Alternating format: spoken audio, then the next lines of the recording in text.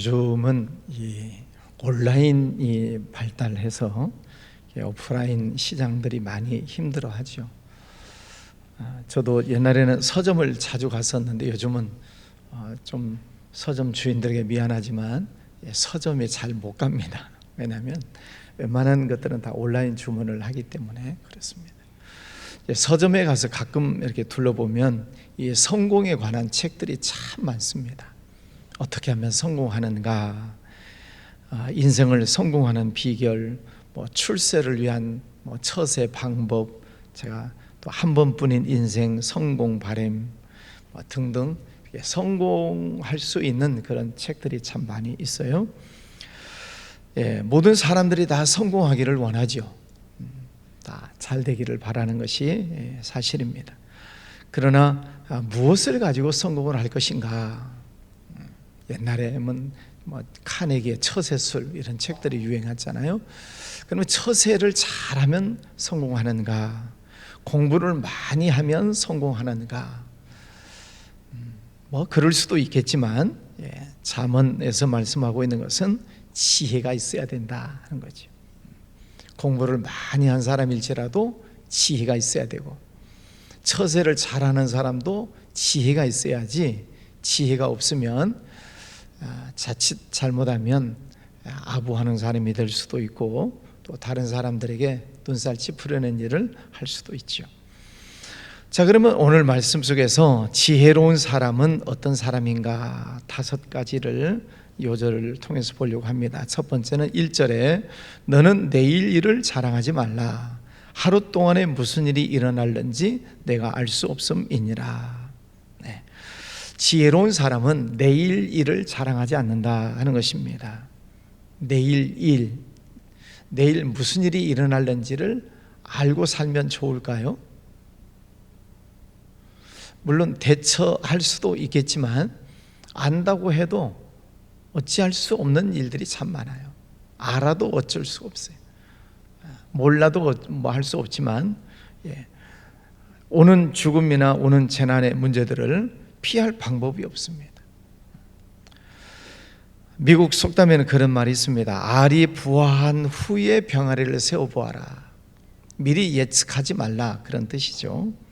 우리나라에 가끔 샴페인을 미리 터뜨리지 마라, 그런 말도 있고, 떡국부터 마시지 말라 그런 말도 있죠. 이런 일들을 내일 일에 대해서 자랑을 하게 되면 4절에 보면은 부는 잔인하고 노는 창수 같거니와 투기 앞에야 누가 서리요. 시기 질투의 대상이 된다는 것이죠. 그래서 무슨 일을 하려거든 하나님의 일을 하는 것처럼 하고, 하나님의 공급하시는 힘으로 일을 하는 것처럼 하고, 무슨 말을 하려거든 하나님의 말씀을 하는 것 같이 해라. 함부로 떠벌이처럼 떠벌리지 말고 신중하게 말을 해라 하는 것이죠. 자, 두 번째는 9절 말씀에 보면 기름과 향이 사람의 마음을 즐겁게 하나니 친구의 충성된 권고가 이와 같이 아름다우니라. 충고하는 문제가 있어요. 지혜로운 사람은 친구의 충고를 잘 받아들이는 사람이죠. 조언의 귀를 기울이는 것입니다. 그러니까 한문에도 보면 양약은 고구이 하나 이어 병이요, 그런 말이 있어요. 양약은 입에는 쓰지만은 병에는 좋고, 충어는 역이 하나 이어 행이라. 이게 한문에 자주 나오네. 그래, 이 충고하는 말은 귀에는 거슬리지만은 이어 행이라, 행동하는 데는 이롭다, 그런 말이 있습니다. 오늘 말씀도 친구의 충성된 권고가 이와 같이 아름답다. 충고하는 것 쉽지 않다고 말씀드렸죠. 다른 사람의 실수한 것, 잘못한 것을 지적하는 것 결코 쉽지 않습니다. 앞에서는 고맙다 하고 잘 받아들일지 모르겠지만 뒤에 가서는 서운하게 생각할 수도 있어서 충고, 권고하는 것, 고언을 주는 것 쉽지 않는데, 그런데 지혜로운 사람은 그 충고를 고맙게 받아들인다는 것입니다. 그 충고를 통해서 내 약점을 보완할 수도 있고 내가 실수한 것을 다시 돌이킬 수도 있기 때문에 충고라고 하는 것은 매우 중요한 일이죠. 그래서 지혜로운 사람에게 충고를 하면 그 사람의 얼굴을 더 빛나게 해주는 것이죠. 그러나 어리석은 자는 충고를 거절한다는 거죠. 여러분, 지혜로운 사람이 되어서 다른 사람이 혹시 조심스럽게 충고하는 때가 있을 거예요. 그때는 정말 감사한 마음으로 받으셔야 돼요. 충고는 함부로 할 수 없기 때문에 진짜 좋아하는, 사랑하는 마음이 없으면 충고하기가 어렵습니다. 지혜로운 사람은 충고의 귀를 기울인다는 것이죠. 자, 세 번째는 11절, 내 아들아 지혜를 얻고 내 마음을 기쁘게 하라. 그리하면 나를 비방하는 자에게 내가 대답할 수 있으리라. 내 아들아, 이 잠언 말씀에 보면 사랑하는 아들에게 또 자녀에게 말씀을 하는 것 같은 그런 말씀들이 많이 있죠. 내 아들아, 이 말을 잘 들어라. 아비의 훈계를 가볍게 여기지 말아라. 부모님이 자녀들을 키울 때 훈계를 많이 하시잖아요. 이것은 이렇게 해라, 저것은 저렇게 해라. 훈계를 많이 합니다. 왜요? 사랑하니까. 부모님은 자녀들을 양육하면서 그 아이의 장점, 단점을 다 보고 있어요. 그래서 그 아이의 장점은 칭찬해 주겠지만 단점, 꼭 고쳐야 될 것은 부모님은 훈계를 하지요. 너는 이것을 고쳐라. 그래서 그 부모님의 훈계를 잘 듣고 성장을 하면 아이가 반듯하게 성장을 하겠죠. 그래서 성경에서도 부모님의 훈계를 잘 들어라. 자녀는 부모님을 공경해라, 순종해라, 이런 말씀들을 많이 하세요. 부모 공경이라고 하는 것은 굳이 성경뿐만 아니라 일반 사회에서도 또 유교에서도 강조하는 것이 효이지 않습니까? 효라고 하는 것은 백행지 근본이하라. 100가지 행동 중에 가장 근본이 되는 것이 효다. 그렇게 이야기를 합니다. 하나님의 명령, 하나님께서는 성경에다가 내 부모를 공경해라 이렇게 말씀하셨어요. 왜냐하면 하나님의 권위를 부모님에게 주셨어요. 그래서 그 부모님을 잘 공경하는 것은 하나님을 공경하는 것과 같습니다. 그래서 부모를 잘 공경하면 하나님께서 하나님의 복 주신다고 그러시잖아요. 네가 잘 되고 땅에서 장수하리라. 하나님의 권위를 부모님에게 주셨는데 그 권위를 인정하지 않으면 그런 불효한 자식은 골짜기 까마귀에게 쪼이리라. 무섭게 심판이 임하게 된다는 것이죠. 그래서 우리가 성경에 부모님을 잘 공경해라, 부모님의 훈계를 잘 듣는 사람이 지혜로운 사람이다, 그렇게 말씀을 하세요. 자, 네 번째 지혜로운 사람은 어떤 사람인가? 17절 말씀에 보면 철이 철을 날카롭게 하는 것 같이 사람이 그의 친구의 얼굴을 빛나게 하느니라. 철을 날카롭게 하려면 철에다가 이렇게 갈잖아요. 그렇듯이 친구가 친구의 얼굴을 빛나게 한다. 참된 우정이라고 하는 것은 매우 중요하죠. 좋은 친구 관계를 맺는 것은 인생을 살아가는 데 있어서 큰 자원이고 힘이죠. 그러니까 인생을 살면서 가장 큰 힘이 뭐냐? 돈도 아니고 권력도 아니고 인간 관계죠. 사람이 곧 복이다, 그런 말을 하잖아요. 그래서 좋은 사람을 많이 만나는 것, 좋은 관계를 맺고 사는 것이 지혜로운 사람이지요. 근묵자흑, 먹을 가까이 하면 나도 검어진다는 것입니다. 그러니까 우리의 삶 속에서 어떤 사람을 만나느냐에 따라서 그 사람의 성공도 그 사람의 실패도 사람에 따라서 오게 된다는 것입니다. 믿음이 좋은 사람, 또 덕이 있는 사람, 이런 사람들을 우리가 잘 만나야 되는데, 그런 사람을 만나려면 내가 그런 사람이 먼저 되어 있어야 됩니다. 유유상종이라고 하잖아요. 사람은 끼리끼리 노는 것입니다. 그러니까 내가 좋은 사람, 믿음이 좋은 사람, 긍정적인 사람, 늘 베풀고 섬기고 또 낮은 자리에 내려가서 잘 섬기는 그런 몸의 자세가 되어 있어야 그런 사람들이 오는 거죠.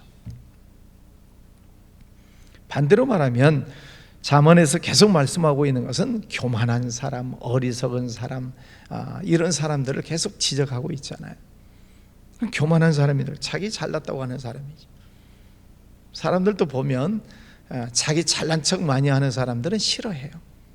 삼척 사람, 잘난 척, 가진 척, 있는 척, 그런 사람들은 사람들도 싫어하죠. 그러나 항상 겸손한 사람을 사람들은 좋아하지요. 친구가 친구의 얼굴을 빛나게 하느니라. 그 선의의 라이벌이 있어요. 좋은 면에 있어서 라이벌. 저 친구가 이만큼 하는구나, 나도 이만큼 해야지. 친구가 이만큼 하네, 나도 이렇게 해야지. 좋은 라이벌 관계를 가지면은 서로 발전하고 실력이 좋아지는 것이지. 그러나 반대로 말하면 정적 관계가 되면 안 되죠. 그럼 상대방을 죽여야 내가 산다고 생각을 하니까 정치계에서는 늘 영원한 친구도 없고 영원한 동지도 없고 그렇다고 그러잖아요. 적도 없고. 자, 참된 우정을 갖는 사람, 내 주변에 있는 좋은 사람들을 내가 잘 보호하고 또 관리하는 것도 지혜로운 사람이죠. 왜? 그를 통해서 내 얼굴이 빛나고 또 나를 통해서 친구의 얼굴을 빛나게 해줄 수 있기 때문에 그렇습니다. 여러분, 만나고 있는 사람들을 잘 살펴보셔야 돼요. 자, 마지막 5번째는 21절에 보면 도가니로 은을, 풀무로 금을, 칭찬으로 사람을 단련하느니라. 칭찬에 문제가 있습니다. 지혜로운 사람은 그 칭찬을 겸손하게 잘 받아들이죠. 그러나 교만한 사람, 어리석은 사람은 칭찬하면 더 기고만장하는 그런 경우들이 있어요. 어리석으니까 그렇죠. 장수를 선택하는 방법 가운데에서도 칭찬을 한다고 그래요.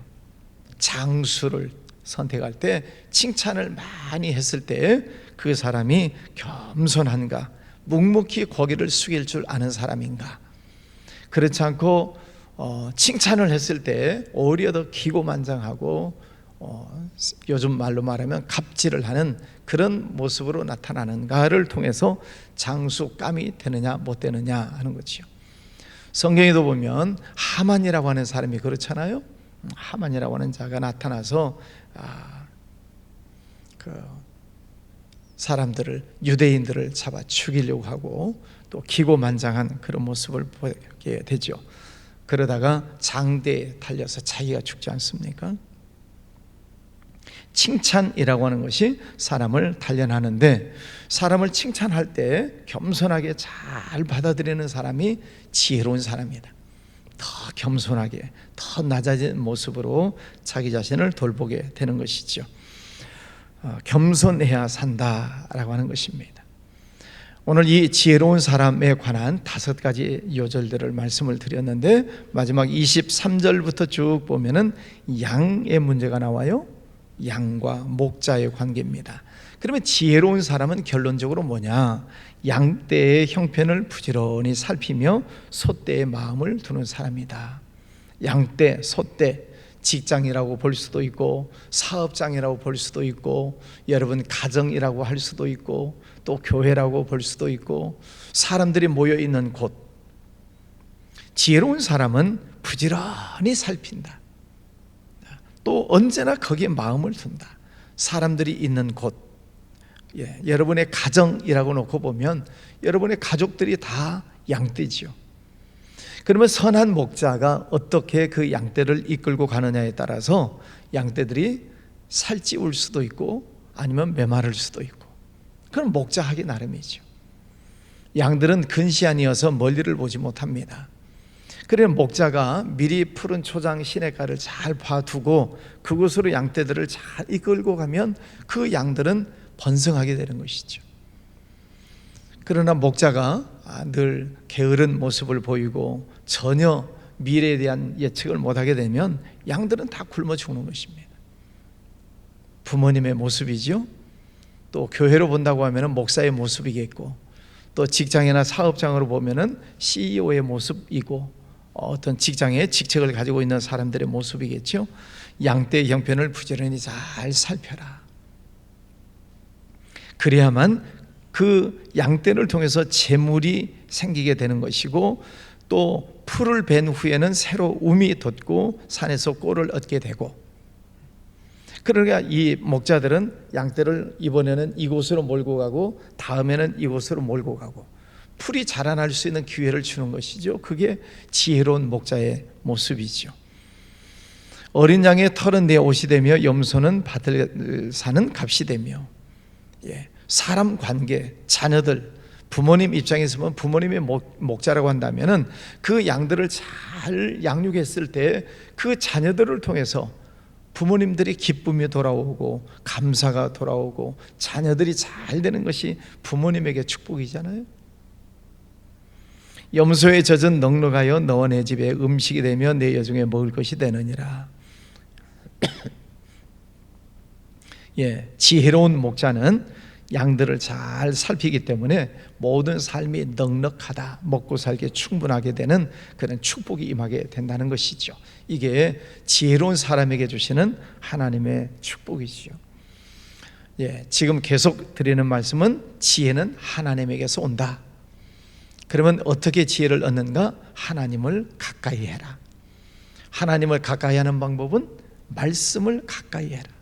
말씀을 늘 읽고 듣고 쓰고 외우고, 그 말씀 속에서 성령이 내게 감동으로 주시는 말씀이 있어요. 그 말씀을 실천하는 것입니다. 그게 하나님을 사랑하는 사람이고 지혜롭게 사는 사람이죠. 여러분, 오늘도 하루를 지혜롭게 살으셔서 삶 속에 늘 기쁨이 있는 복된 삶이 되시기를 바랍니다. 기도합니다. 거룩하신 아버지 하나님, 감사합니다. 오늘도 귀하고 복된 아침을 주셨습니다. 지혜롭게 사는 사람은 누구인가?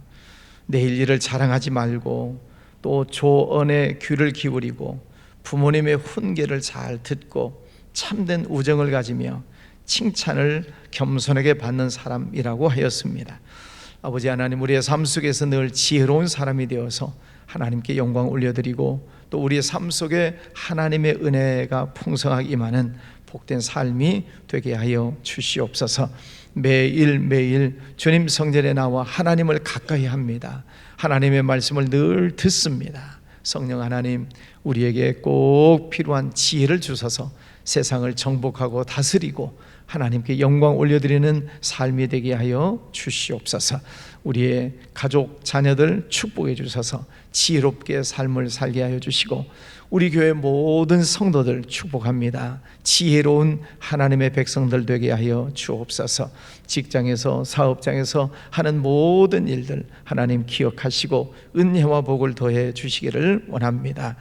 다음 주에는 몽골 선교, 또 7월 말에 있는 청년들 필리핀 선교, F4로 선교지에 나가는 주의 종들 하나님 건강하게 안전하게 지켜주시고 선교의 사명을 잘 감당하고 돌아올 수 있도록 은혜의 길로 인도해 주시기를 원합니다.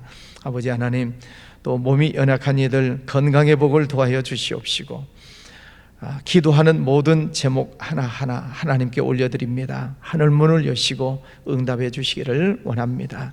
대통령과 여야 지도자들 하나님 앞에 겸손하게 무릎을 꿇고 하나님이 주시는 지혜를 구하게 하여 주옵소서. 하나님의 뜻을 이루어 나가는 지도자들 되게 해주시기를 원합니다. 북한 땅을 불쌍히 여겨주시고 저 땅의 공산 사상이 사라지고 하나님의 교회가 세워지며 남한 북한이 서로 통일이 이루어지는 그 복된 날을 허락하여 주시옵소서. 이 땅에 하나님께서 주신 사명, 천하 모든 민족에게 복음을 전하는 귀한 사명을 잘 감당하는 이 민족 되게 하여 주옵소서. 해외에 나가 있는 선교사님들 늘 영육안에 강건하게 붙잡아 주시고 주님께 영광 올려드리는 복된 선교 사명이 이루어지게 하여 주시옵소서. 주님, 이 아침에도 주님 앞에 엎드렸습니다. 하늘문을 열어주시옵소서. 축복하여 주시옵소서. 예수님 이름으로 기도하였습니다. 아멘.